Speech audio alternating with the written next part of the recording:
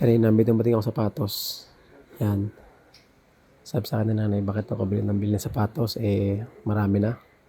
Kasi dati nung mga bata pa lang kami, nabibili lang kami ng sapatos tuwing Pasko. So, ngayong medyo meron na. Gusto ko lang bang i-satisfy yung inner child ko. Kasi dati, hindi pwede. Tapos ayun nga, hanggang sa dumami. Tapos meron pa ako sa maleta, sa kwarto. Tapos yung yung iba dyan, hindi ko pa nasusuot. Ito, tulad nitong Jordan 4. Hanggang sa nasira na lang sa loob ng box. Ayan, nagka na. Ayan, nasira na yung dito. Tapos meron pang kapares yan. Parehas din, nasira na lang din. Ayan, tingnan niya ilalim. Hindi ko pa nasuot yan. Tapos ito namang Air Force 1 na to. Ganun din. Nung sa internet ko siya nakita. Maganda. Tapos nung dumating sa akin, sabi ko, paano ko babagayan? Hindi naman pwede. Tapos hanggang sa dumami na, ito, nasusuot ko to. Nasusuot ko siya. Okay din.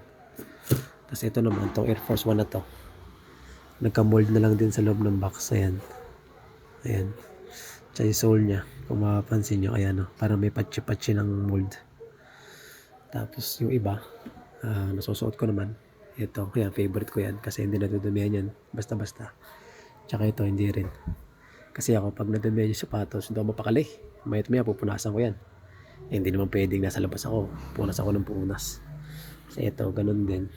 Ito, favorite ko rin to. Pero bihira ako suotin. Ayan, medyo madumi. Hindi ko na siya nalilinisan. Ngayon ko lang nakita.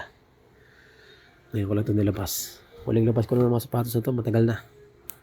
Hindi ko alam na Tapos ito, yung nagsisi akong binili ko to kasi susuot ko lang to tuwing pumuntang mall, ganyan.